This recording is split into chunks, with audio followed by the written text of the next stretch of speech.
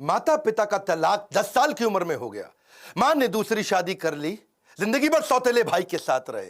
आस पड़ोस के बच्चे चिढ़ाते तंग करते रहे, अपनी खुद की गर्लफ्रेंड छोड़ के चली गई, जिंदगी भर अकेले रहना पड़ा। जब अमेरिका गए तो बर्तन धोते रह गए। नमस्कार, मैं Vivek Bindra, founder and CEO बड़ा बिजनेस.com। बॉलीवुड की कहानी नहीं है ये कोई, वापस आ चुका हूं पूरे जोश के साथ। इस बार बात करूंगा रतन टाटा पे। बहुत कमेंट्स किए थे आपने, रतन टाटा सर, रतन टाटा, रतन टाटा देश के रतन, रतन टाटा। इससे पहले भी मैंने अटल बिहारी वाजपेयी, अब्दुल कलाम, नेताजी सुभाष चंद्र बोस और बॉलीवुड पे 4 केस स्टडीज दी थी। चारों का व्यूअरशिप मिलियंस में गया है। खड़ा हो चुका हूं, अब कोई वीडियो बैठ के नहीं बना रहा हूं, पूरे जोश के साथ आ चुका हूं। अगर आप थोड़े नीचे कमेंट बॉक्स में बताओ, Steve Jobs, Mark Zuckerberg, Mukesh Ambani, Sardar Patel, और अगर 5 लाख लाइक दिए ना तो मजबूरी का नाम महात्मा गांधी भी बना सकता हूं। क्यों कहते थे मजबूरी का नाम महात्मा गांधी? अब वीडियो मिस मत करिएगा, नई नई लर्निंग्स दे रहा हूं आपको। सही कार्य करने के लिए समय हमेशा ही सही होता है। कौन थे Ratan Tata? Industrialist, investor, philanthropist, कोई ट्रेंड पायलट, पद्मश्री, पद्म विभूषण? कौन थे?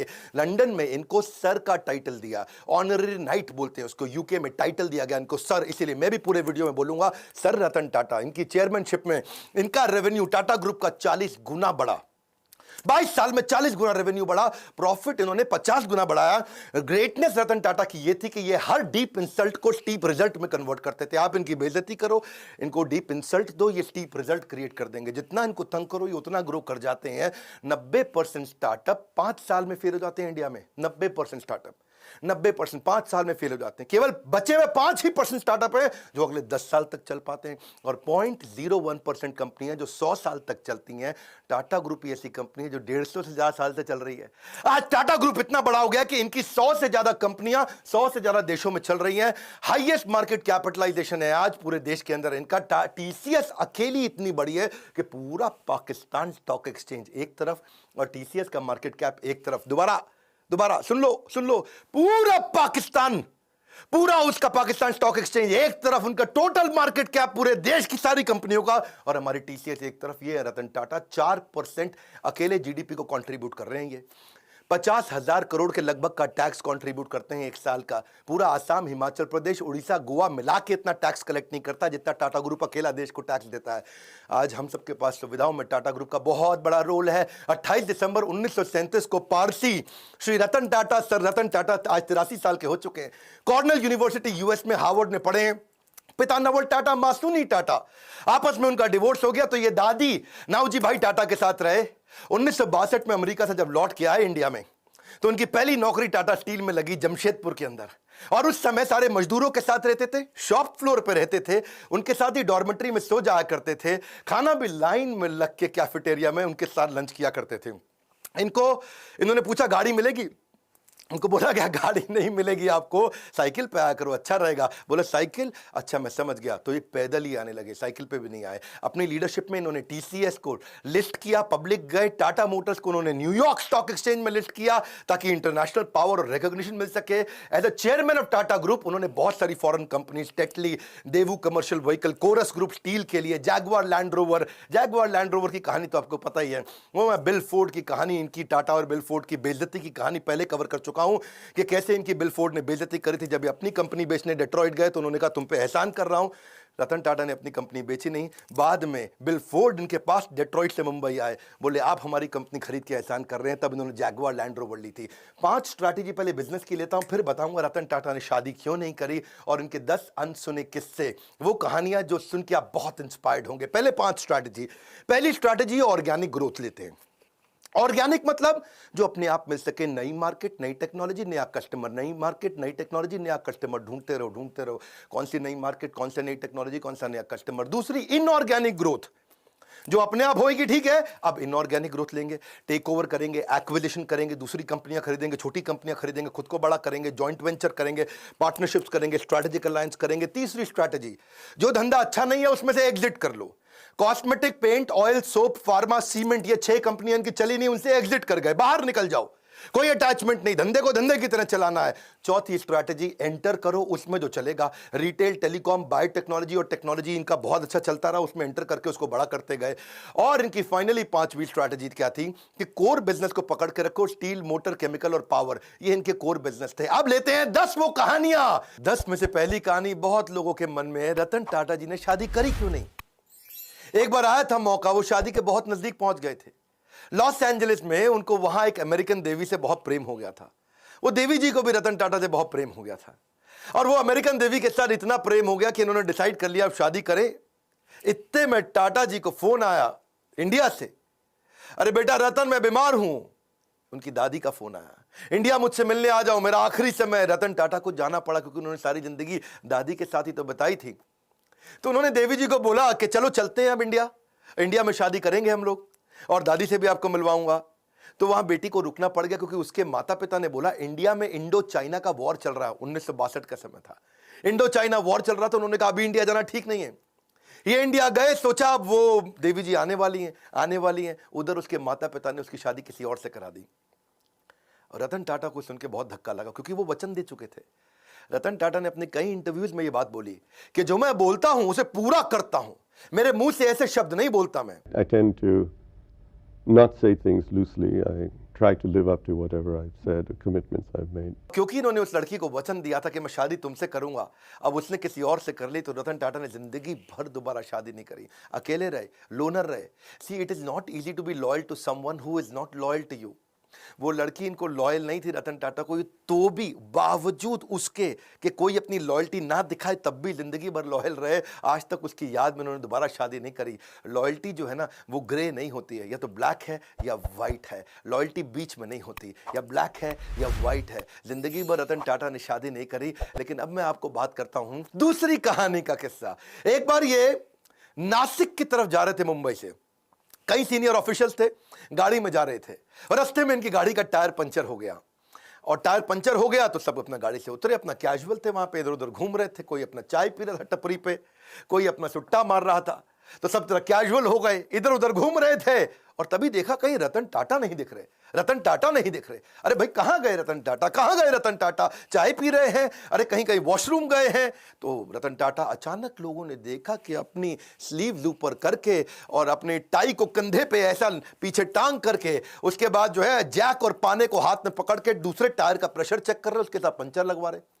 तो लोगों ने आके पूछा भाई आप रतन टाटा हैं, आप काहे पंचर लगा रहे भैया? वो उसका काम है पंचर लगाने का।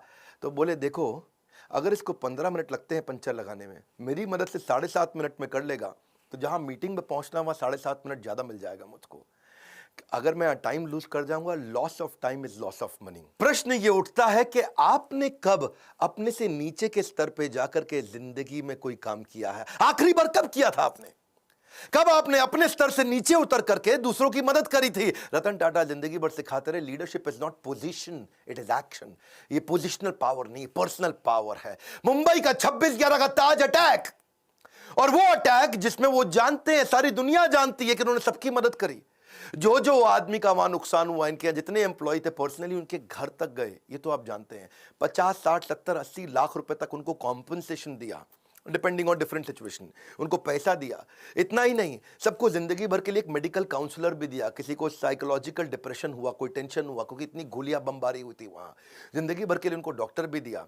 जिसका देहांत हुआ उसको पहले 50, 60, 70, 80 लाख रुपए तो दिया, पर साथ में उसकी बची हुई जितनी नौकरी थी, उसकी पूरी जिंदगी की आखिरी जो सैलरी थी वही तनख्वाह उसको जिंदगी भर दी।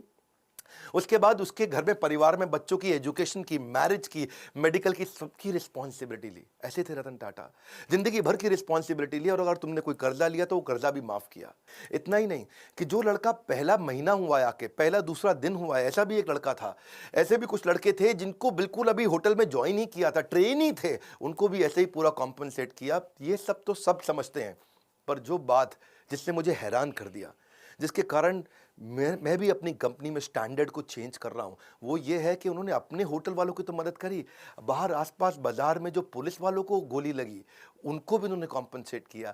वहां पेडेस्ट्रियन जो राही चल रहे थे, वहां पे राहगीर थे, चाय वाला था, भेलपुड़ी वाला था, गुब्बारे वाला, पाव भाजी वाला, पान की दुकान, टपरी, जिनको टाटा ग्रुप से कोई मतलब नहीं, उनको भी इन्होंने मॉनिटरी भी, पैसे से भी मदद करी और साथ में टाटा ग्रुप में नौकरी भी दिलाई। और ये सब कुछ उन्होंने केवल 20 दिन में कर लिया। दूसरी तरफ एक लड़की थी देविका, सीएसटी स्टेशन पे, उसने अजमल कसाब को रिकॉग्नाइज किया था। छोटी लड़की थी, 10, 11, 12 साल की, और उसको उसके पिता और उसके भाई जेंट्स वॉशरूम गए थे, छोटी बच्ची को बाहर 2 मिनट छोड़ करके, और उसको सामने से आके गोली मारी। उसी ने अजमल कसाब को आकर के बाद में कोर्ट में पहचाना था। आज रतन टाटा ने तो 20 दिन के अंदर कॉम्पनसेशन कर दिया सब कुछ। 20 दिन में फटाफट कमेटी बना के सबको मुआवजा दिया, सबकी मदद करी, सबके साथ खड़े हो गए। और तब 2008 से 2020 हो गया, एक 20 दिन एक 2020, 20 डेज 2020। आज 2020 तक उस लड़की को कोई कॉम्पनसेशन नहीं मिला। इनफैक्ट मछुआरे थे कहीं, मैं अभी इकोनॉमिक टाइम्स में खबर पढ़ रहा था, वो मछुआरों को आज 12 साल के बाद कॉम्पनसेशन मिला। मतलब सरकार को जितना समय लगता है, टाटा को कभी समय नहीं लगता। करुणा के लिए कारण की जरूरत नहीं पड़ती। यदि आप दूसरों को प्रसन्न देखना चाहते हैं तो करुणा का भाव रखिए, और अगर खुद को प्रसन्न देखना चाहते हैं तो भी वही करना है, तो भी करुणा का भाव रखना है। देखिए, ये ऐसे व्यक्ति थे जो वैल्यू को वैल्यू किया करते थे, वैल्यूज को ही used to value the values. चौथी कहानी, हार्वर्ड के अंदर अब सब लोग सोचने लगे कि भाई हम क्राइसिस मैनेजमेंट सिखाते हैं, 26/11 में सबसे बड़ा क्राइसिस था, और तब वहां के प्रोफेसर ने सोचा कि भाई हम केस स्टडी सिखाते हैं क्राइसिस मैनेजमेंट की। तो उन्होंने अपने 2 प्रोफेसर्स को भेजा कि जाके इंडिया में पता लगाओ कि रतन टाटा की ये कंपनी टाटा ग्रुप में जो होटल था, होटल के कर्मचारी इतने कमिटेड कैसे थे, कैसे अपनी जिंदगी को दांव पर डाल के दूसरों को बचाने में लगे थे। आपको तो पता है ना, वहां एक जनरल मैनेजर भी था, करमबीर सिंह, 1 साल पुराना जनरल मैनेजर था। और उसने क्या देखा, मतलब उसकी वाइफ और उसके बच्चे उसी होटल में रुके हुए थे, और उसको पता चला, खबर मिली कि उसकी वाइफ की डेथ हो गई है वहीं पे, जो नीति थी उसकी वाइफ, और उसका बेटा उदय और समर, एक की उम्र 14 साल, एक की 5 साल, वो होटल के अंदर है जनरल मैनेजर करमबीर सिंह, और ऊपर फ्लोर के अंदर एक स्वीट कमरे के अंदर उनके बच्चे और उसकी बीवी की डेथ हो गई। लेकिन वो रुका नहीं, क्योंकि आग लग गई थी वहां कमरे में। वो रुका नहीं, वो सुनने के बावजूद वो दूसरे गेस्ट को बचाने में लगा रहा। इतना ही नहीं, उनके अलावा यंग ट्रेनी थे बहुत सारे, वो भी गेस्ट को बचाने में लगे रहे, वो भी खुद वहीं रुक रहे, उनको गेस्ट को भेजते रहे होटल के अंदर। टेलीफोन ऑपरेटर फोन करके बता रहा है कि अब निकलो, अब रुको, अब निकलो, अब रुको। रिसेप्शनिस्ट जो स्टाफ थी वहां पे, वो भी ह्यूमन शील्ड बना बना करके गेस्ट को निकालने में लगे हैं। सब लोग हैरान थे।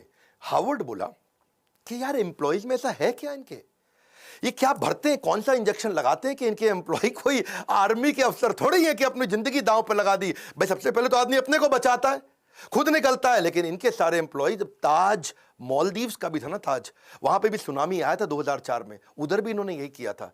तो वो सोचे कि भाई ताज होटल के एम्प्लॉय ऐसे हैं कैसे। तो देश पांडे और रैना, ये 2 आदमी हार्वर्ड से आए रिसर्च करने इंडिया में। तो पहले सोचा भाई सिंपल सी बात है, आप लोग भी सोच रहे होंगे कि इनकी ट्रेनिंग बड़ी अच्छी होती होगी, इनका ह्यूमन रिसोर्स अच्छा होगा, इनके मैनुअल अच्छे होंगे। लेकिन वो बोले नहीं, ट्रेनिंग तो तब देना जब एम्प्लॉय 2, 4, 5, 10 साल पुराना हो जाए। यहां तो एम्प्लॉय नया था, जिसको आए 15 दिन हुए वो भी जान दे रहा है अपनी। तो बोले कि अच्छा रिवॉर्ड रिकॉग्निशन अच्छा देते होंगे। भाई नहीं, जो रिवॉर्ड रिकॉग्निशन तब दोगे जब तुम साल 2 साल 4 साल नौकरी कर लोगे, तब तो कोई अवार्ड रिवॉर्ड दोगे। वो तो 15 साल पुराने लड़के, 15 दिन क्षमा चाहता हूं, पुराने लड़के आए और होटल में अपनी जान देने में लगे। तो ये कह रहे हैं कि क्या चक्कर है, टाटा ग्रुप के होटल में कोई आदमी आता है तो अपनी जान देने को तैयार हो जाता है, पर ग्रुप के लिए, टाटा के लिए काम करता है, क्या चक्कर है। तो उन्होंने कहा भाई रिज्यूमे अच्छा था, इनका एक्सपीरियंस अच्छा था, पता चला वो भी नहीं। फाइनली रतन टाटा से जब इनका इंटरव्यू हुआ, उन्होंने कहा यार क्या क्या चक्कर क्या है, आपके होटल का आदमी अपनी जिंदगी दांव पर लगा देता है। तो रतन टाटा ने बोला ये बाद की बात नहीं है, ये हायरिंग से पहले की बात है। हम उसका कैरेक्टर, उसकी इंटेग्रिटी को देख लेते हैं इंटरव्यू के दौरान। Interview is the key. Interview के दौरान ही हम अपनी कंपनी में ऐसे लोगों को लेते हैं जो ईमानदार है, काम करना तो हम सिखा देंगे, हमें ईमानदार लोग चाहिए। ये है टाटा ग्रुप, खुद इतने ईमानदार, उनकी ईमानदारी पर तवे पे बैठ करके इंसान आज भी कसम खा सकता है कि भाई टाटा नहीं कर सकते बेईमानी। और ऐसे ही एम्प्लॉय भी लेते हैं, कहते हैं ईमानदार ले लो। और जब ईमानदार लोग लिए तो उन्होंने अपनी जान दी होटल में लोगों को बचाने के लिए। इनका रूल क्या है, नेशन बिफोर द बिजनेस। मैं 5वीं कहानी सुनाता हूं। अभी ताज अटैक की मैंने 2 कहानी सुनाई आपको, अब ताज ही की तीसरी कहानी लेते हैं कि ताज होटल को ठीक करने के लिए रतन टाटा ने टेंडर निकाला। भाई होटल में आग लग चुकी है, होटल में गोलियां चली हैं, होटल पूरा तहस नहस हो चुका है। तो उन्होंने दुनिया भर में टेंडर निकाला कि कौन हमारे होटल को आके ठीक करेगा, रिपेयर करेगा। समझ रहे हो मेरी बात को। तो रिपेयर करने के लिए दुनिया भर में टेंडर, पाकिस्तान से 2 कंपनी ने भी टेंडर अप्लाई कर दिया कि हम आपका होटल आके ठीक करते हैं। अच्छा, उनको रतन टाटा ने ध्यान नहीं दिया, भाई पाकिस्तानी है, मैं यही कराऊंगा इनसे। कसाब साहब वहीं से आए थे। तो ये को 2 आदमी, 2 बड़े बिजनेसमैन बिना अपॉइंटमेंट लिए पहुंच गए मुंबई रतन टाटा से मिलने के लिए कि भैया हमको दे दो, हम करेंगे टेंडर पास। रतन टाटा ने उनको अपॉइंटमेंट नहीं दिया, कमरे के अंदर से सेक्रेटरी को बोल दिया, बोल तो बिजी हैं। वो बाहर बैठे वेट करते रहे, पूरा सुबह से शाम हो गया। रतन टाटा ने फिर मैसेज भेज दिया उनको, बोलो चले जाओ, तुम अपॉइंटमेंट लेके नहीं आए, मैं बिजी हूं। ये दोनों पाकिस्तान के बड़े बिजनेसमैन दिल्ली पहुंच गए एक बड़े कांग्रेस के नेता के पास। उस समय कांग्रेस का वो कैबिनेट में मिनिस्टर था, और उनके पास जाकर के बोलते हैं कि आप मेरी रतन टाटा से अपॉइंटमेंट फिक्स करा दो, हम उनका होटल ठीक कर देंगे, भैया हमारा तो काम ही यही है। तो कांग्रेस के मिनिस्टर ने रतन टाटा को फोन किया, हेलो मैं मंत्री बोल रहा हूं, मैं नाम नहीं लूंगा उनका। रतन टाटा बोले बताइए। बोले ये दो आदमी आए हैं बिजनेसमैन पाकिस्तान से, ये आपका होटल ठीक कर सकते हैं, इनको टेंडर दे दो, आप इनको मीटिंग तो दे दो, कम से कम इतना तो करो। तो रतन टाटा ने उनको क्या जवाब दिया, आप हैरान हो जाएंगे। बोले तुम बेशर्म हो सकते हो, मैं बेशर्म नहीं हूं, पाकिस्तानियों को धंधा नहीं दूंगा। खटाक फोन रख दिया। ऐसे हैं हमारे श्री रतन टाटा। इसी के साथ दूसरी कहानी, और 26/11 के अटैक के बाद पाकिस्तान की सरकार ने उनसे कुछ सैकड़ों हजारों टाटा सूमो को ऑर्डर दिया था। टाटा सूमो उन्होंने कहा मैं पाकिस्तान को नहीं दूंगा, नुकसान बर्दाश्त है लेकिन देश से गद्दारी बर्दाश्त नहीं है। क्विकली छठी छोटी सी कहानी, एक बार एक कॉलेज के चेयरमैन ने उनको इन्वाइट किया कि बड़े फंक्शन में 25वीं एनिवर्सरी थी, सेलिब्रेशन थी। अब रतन टाटा आए हुए हैं, रतन टाटा है भैया, टाटा ग्रुप कंग्लोमरेट। बच्चों में भीड़ भाड़ हो गई, और मैं देखूंगा आगे आऊंगा, मैं देखूंगा आगे आऊंगा। 2-4 बच्चों ने इधर उधर धक्के मार दिए, आगे निकलने के चक्कर में रतन टाटा ने देखा बेचारी एक लड़की नीचे गिर गई। उन्होंने कहा कि आप फंक्शन खत्म होने दो, मैं आपसे मिलूंगा। फंक्शन थोड़ा लंबा हो गया, रतन टाटा जी की फ्लाइट थी और उन्होंने अपनी फ्लाइट मिस कर दी। प्रिंसिपल ने बोला फ्लाइट क्यों मिस कर रहे हैं साहब, बच्चे हैं, क्या हो गया? बोले नहीं, मैंने वचन दिया है, मैं इनसे मिलूंगा, प्राण जाए पर वचन ना जाए। ये कहानी आपने पहले बॉलीवुड में बहुत सुनी होंगी, लेकिन असलियत में रतन टाटा कहते हैं जो मैं मुंह से निकाल देता हूं मैं करता हूं पूरा। चलो आगे बढ़ते हैं, 7वीं कहानी। रतन टाटा एक पीपल्स पर्सन थे। आपको पता है जब जापानी कंपनीज इंडिया में आती हैं और ऑटोमोबाइल कंपनी लगाती हैं तो बहुत स्ट्राइक होती हैं। सुजुकी, मारुति, उनके यहां भी बहुत स्ट्राइक हुई, होंडा के यहां हुई, या कोई भी जापानीज कंपनी होती है, क्योंकि मैनेजमेंट और लेबर यूनियन का आपस में झगड़ा चलता है। लेकिन एक दफा टाटा मोटर्स में भी हुआ, मैनेजमेंट और लेबर का झगड़ा हो गया। वहां पे लेबर ने उनको बोला, उनकी यूनियन ने बोला कि भाई हमको ना यहां पे एक बोनस चाहिए, आप बोनस नहीं दे रहे हैं। वो इतना वायलेंट हो गया कि मजदूरों को भी चोट आई और मैनेजर्स को भी चोट आई, कुछ झगड़ा बहुत बढ़ गया। और लेबर यूनियन कह रही है बोनस तो चाहिए ही चाहिए, मैनेजमेंट तैयार नहीं थी बोनस देने के लिए। आप समझना, क्योंकि मैंने तो ऑटोमोबाइल कंपनी में बहुत काम किया, मारुति ने मुझको हर साल बेस्ट ट्रेनर इन इंडिया का अवार्ड दिया है, तो मैं तो इनको जानता हूं। इनको बोलते हैं basically long term settlement. Long term settlement होता है 4 साल का, जिसमें तय किया जाता है कितना बोनस दिया जाएगा, और मैनेजमेंट तय कर चुका था। पर रतन टाटा आए, उन्होंने आके कहा कि मैं लेबर से सबसे मिलता हूं, और यूनियन से मिले। वहां उनके बीच में जाकर के जमीन पे बैठ गए और उनके साथ बैठ करके बोले कि आप ठीक कह रहे हैं, बोनस तो मिलना चाहिए, आपने खून पसीना बहाया है। जाके मैनेजमेंट को समझाने लगे रतन टाटा कि भाई इनको बोनस दो। अब मैनेजमेंट बोली सर हम ऑटोनोमस बॉडी है, हम डिसाइड करेंगे, हमारे हिसाब से बोनस नहीं देना चाहिए। रतन टाटा अड़ गए, बोनस दो, आपको देना चाहिए। मैनेजमेंट बोली आप जबरदस्ती करेंगे तो हम दे देंगे, लेकिन इनको देना बनता नहीं है। रतन टाटा बोले देखो मेरी रिक्वेस्ट है, इनको बोनस दो। अब वहां सारे मजदूर देख रहे हैं, पहली बार भी रतन टाटा खुद आए, आके मैनेजमेंट से लड़ रहे हैं। ऐसा साइकोलॉजिकल टर्न अराउंड हुआ कि उसके बाद खुद ही सारे की सारी लेबर यूनियन ने आकर के बोल दिया कि अब हमको बोनस नहीं चाहिए, रतन टाटा आकर के हमसे लड़े, इतना ही काफ़ी है। 8वीं क्विकली कहानी, रिवॉर्ड द फेलियर। इन्होंने अपने टाटा नैनो के फेलियर से एक चीज़ सीखी कि क्या, कि try frugally and fail fast. वो उन्होंने कल्चर ही बना दिया। तब रतन टाटा ने आकर सबको सिखाया कि भाई ऐसा करते हैं, हम फेलियर को रिवॉर्ड करते हैं, छोटे छोटे फेलियर होने दो। उन्होंने एक एनुअल कॉन्टेस्ट ही लॉन्च कर दिया टाटा ग्रुप में, कहता चलो एक कॉन्टेस्ट लॉन्च कर देते हैं, मैं जो सबसे बढ़िया फेल्ड आइडिया होगा उसको रिवॉर्ड दूंगा, ताकि लोग मेहनत तो करें, और जितना बढ़िया फेल्ड आइडिया होगा मैं उसको, तो ताकि छोटे छोटा मेहनत करो, छोटी छोटी फ्रूगल, बहुत बड़े फेलियर मत करो, छोटे फेलियर जल्दी जल्दी करो, जल्दी जल्दी सीखो, it will spark your innovation. तो रतन टाटा का मैसेज था कि failure is a gold mine for the company. अब उन्होंने कई सारे फेलियर फिर देखे कि आने लगे, वो बहुत वैल्यूएबल थे। इन्होंने एक वहां पे स्टूडेंट्स ने छोटा आइडिया फेल किया, लेकिन बहुत अच्छा था कि छोटा ट्रक क्या 3 व्हीलर को रिप्लेस कर सकता है, ये इस पे भी टाटा ग्रुप ने ट्राई किया। ऐसा नहीं है कि टाटा की 100 से ज्यादा कंपनियां ऐसे ही बन गई, कई आइडियाज पे छोटे छोटे फेल करते हैं, लेकिन कम खर्चे में फेल करके सीख जाते हैं। एक इन्होंने चीप वाटर फिल्टर भी बनाया, उसका नाम रखा था द स्वच्छ। उसमें राइस हस्क होता है ना, चावल का भूसा, उसी से बनाने का प्रयास किया। एक प्रोटोटाइप भी बनाया $500 के अंदर। कितना? $500 में, यानी कि लगभग 30-40 हजार रुपए के अंदर क्या एक मकान को खरीदा जा सकता है दुकान से। किसी दुकान पे जाओ, मकान खरीद के ले आओ, क्या हाँ, 40,000 रुपए का मकान खरीदो तो डिसमेंटल करके मकान को जाकर के वापस फिट कर दें, ऐसा छोटा सा मकान बना सकें, उस पे भी इन्होंने काम किया।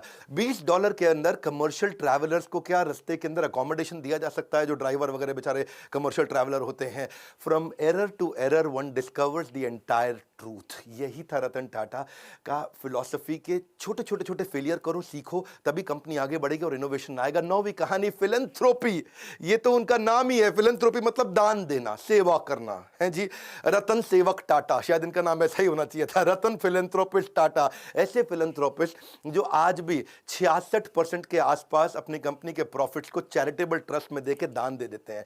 हेल्थ के ऊपर, न्यूट्रिशन पे, एजुकेशन पे, वाटर के कंजर्वेशन पे, डिजिटल ट्रांसफॉर्मेशन पे, गरीबों को स्किल डेवलपमेंट के ऊपर, डिजास्टर रिलीफ में, चाहे वो कोरोना हो या उससे पहले का डिजास्टर हो, कहीं बाढ़ आई हो, या फिर स्पोर्ट्स को बढ़ाने में, या बच्चों को स्कॉलरशिप देने में।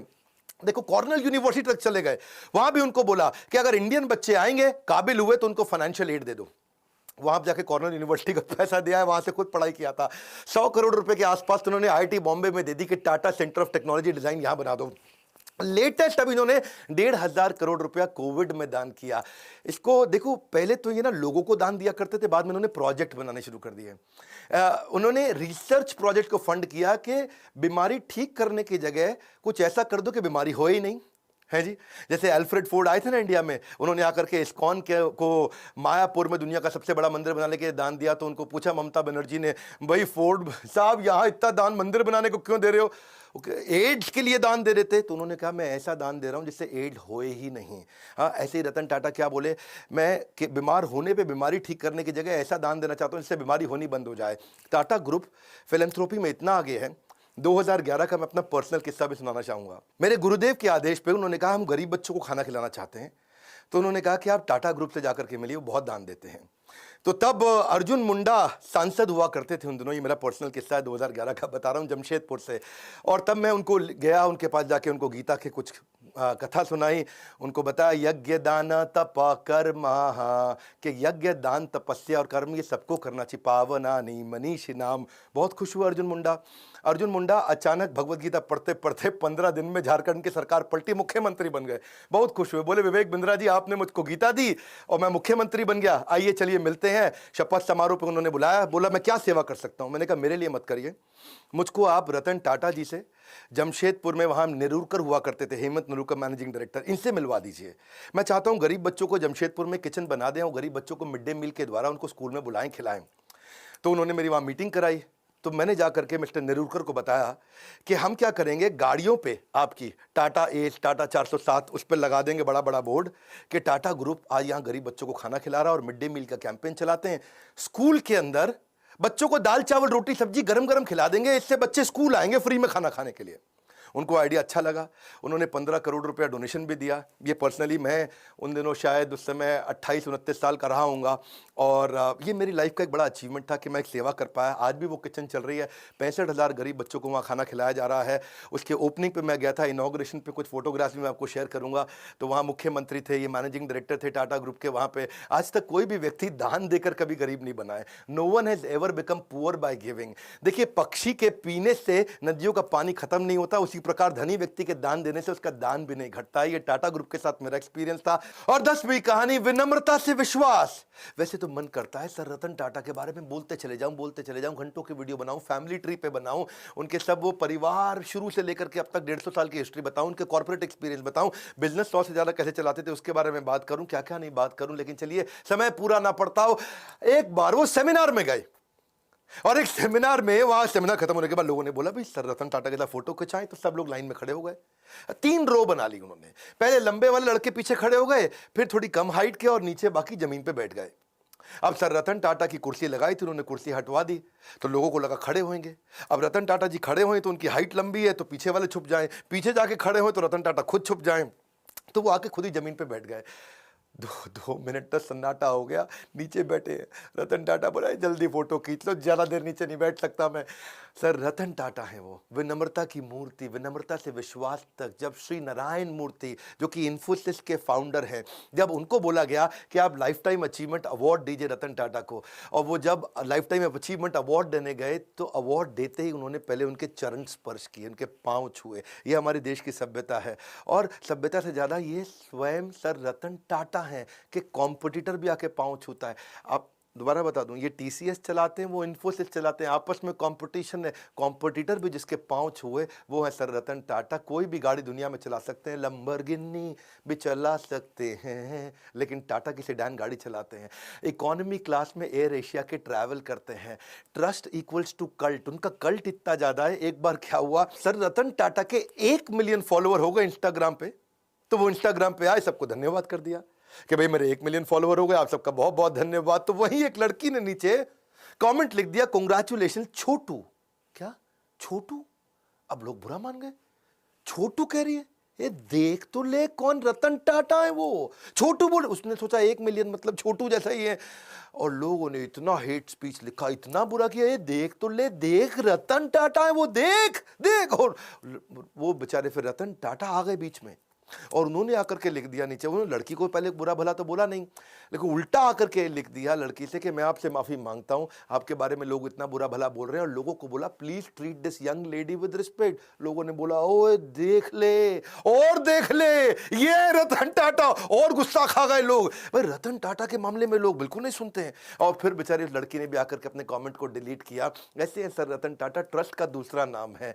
हजारों लाखों बातें रतन टाटा जी के बारे में गूगल पर लिखी हुई हैं, अगर उनमें से आधी भी सच हो तो दुनिया में सबसे ज्यादा ईमानदार आदमी की उपाधि उनको मिलनी चाहिए।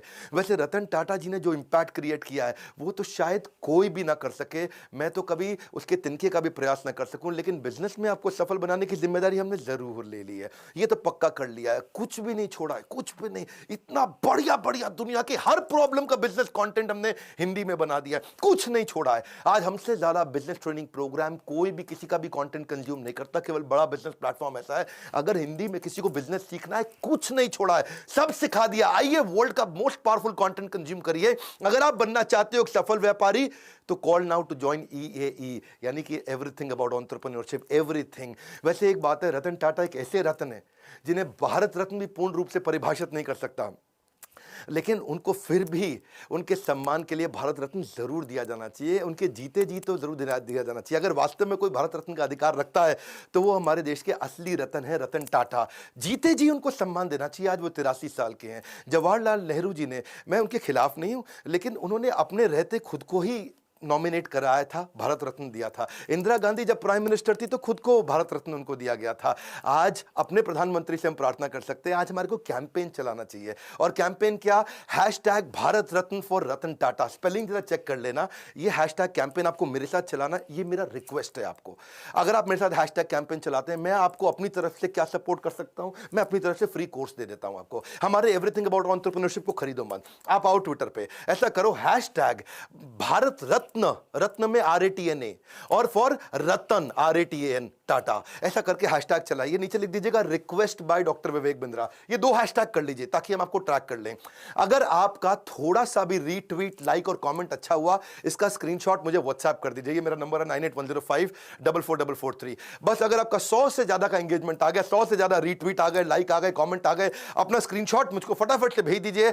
आप हमारे व्हाट्सएप पे, व्हाट्सएप नंबर भी चलता है 9810544443, यहां भेजिए। मैं आपको everything about entrepreneurship 36,000 plus GST का कोर्स अपनी तरफ से फ्री दूंगा। ये मेरी रिक्वेस्ट मानिए। आइए मिल करके इस कैंपेन को आज इतने रीट्वीट दे दे, इतने रीट्वीट दे दे। आप आकर के मेरे ट्विटर अकाउंट को फॉलो कर सकते हो, नीचे मैं लिंक दे देता हूं आपको। और साथ में मिलकर के बस इस हैशटैग को हमें ट्रेंडिंग पे लेकर के आना है। अगर रतन टाटा जी को मिल जाता है ना भारत रत्न, तो ऐसा लगता है जैसे 140 करोड़ भारतवासियों को मिल गया है। आज तक बिजनेसमैन लोगों को नहीं मिलता, लेकिन इनको मिलना चाहिए, इनके जीवन में मिलना चाहिए। यही एक ऐसे रत्न है। मैं आपको रिक्वेस्ट करूंगा इस वीडियो को खूब शेयर करिएगा, ट्वीट करके स्क्रीनशॉट मुझको भेजिए। मैं अपनी तरफ से क्या कर सकता हूं, आपको कोर्स फ्री में दे सकता हूं। अगर आप मेरा सहयोग करें, रतन टाटा जी को भारत रत्न मिलना चाहिए। नीचे कमेंट बॉक्स में अपनी फीलिंग बताइए, आपको उनकी कौन सी लर्निंग अच्छी लगी, फीलिंग बताइए। अगला वीडियो किसका देखना चाहते हैं वो बताइए। देश के हर बच्चे को, हर व्यापारी को भेजिए इनके वीडियोस के। बिना भ्रष्टाचार के, बिना किसी को घूसखोरी के भी आप बिजनेस को बड़ा कर सकते हैं,